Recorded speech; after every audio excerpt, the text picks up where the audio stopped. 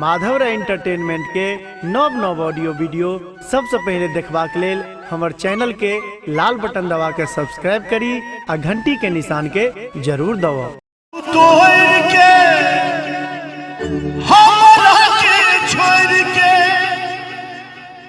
दिल सनाता तोड़ कता गलही के जान के प्यार के बदनाम किया के नहीं के जान के प्यार के बदनाम किया के नहीं के वादा कसम सब तोड़ के हम आगे छोड़ के दिल सनाता तोड़ कता गलही के जान के प्यार के बदनाम किया के नहीं के जान के प्यार के बदनाम किया के नहीं के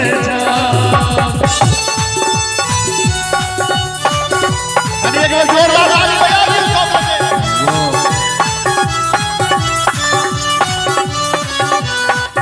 क्या बात है जोरदार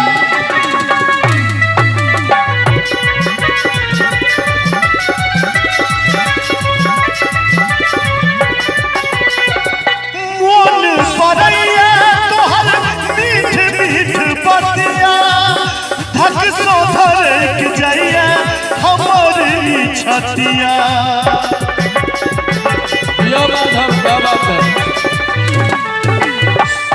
मोन बरैया तोहर मीठ मीठ बतिया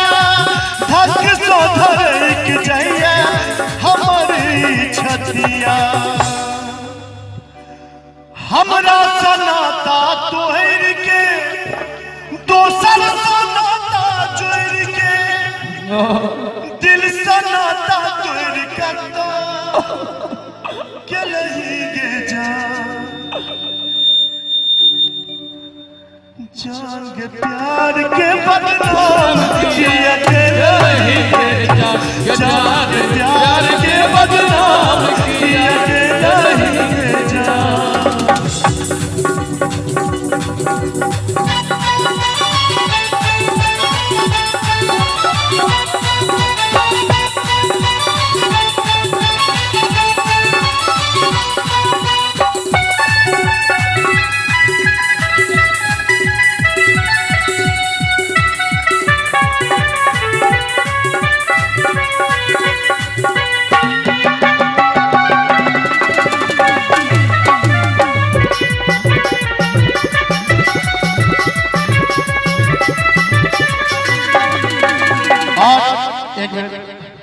सबटा गीत हमर राधे भाई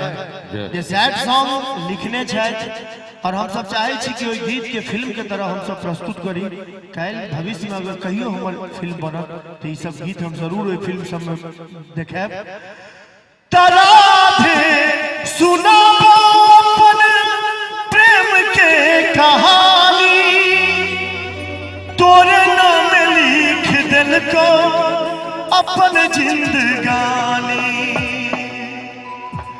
राधे सुनाओ प्रेम के कहानी तोरे नाम लिख दिल को अपन जिंदगानी राधे सनाता तोड़ के माधव समूह मोड़ के दुनू के छोड़ कता गलही के इधर आओ। प्यार में कुछ ऐसे भी लोग होते हैं जो बदनाम होते हैं, लेकिन हम तो ऐसे हैं, हम तो बदनाम नहीं हुए, तुमने हमें बदनाम कर दिया। जान के प्यार के बदनाम किया के नहीं के जान के प्यार के बदनाम किया के नहीं के वादा कसम सब तोड़ के हम आगे छोड़ के दिल सनाता तोड़ कता गलही के रोशी एक बात बताओ कि यहाँ हमारे यहाँ की मैथिली भाषा और मैथिली गीत तुम्हें कैसा लगा?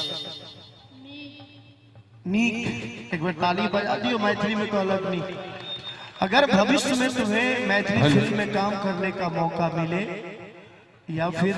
कोई मैथिली एल्बम में काम करने का मौका मिले तो तुम करोगी? जरूर। कहीं ताली बजा दिए सब होते। गे जान के प्यार के बदनाम किया नहीं कहना,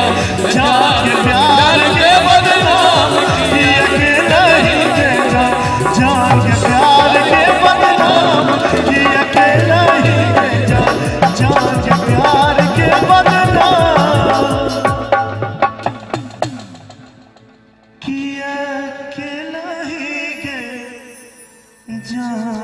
एक बार जोर से थपड़ी बजबाक चाहे माधव राय के लिए।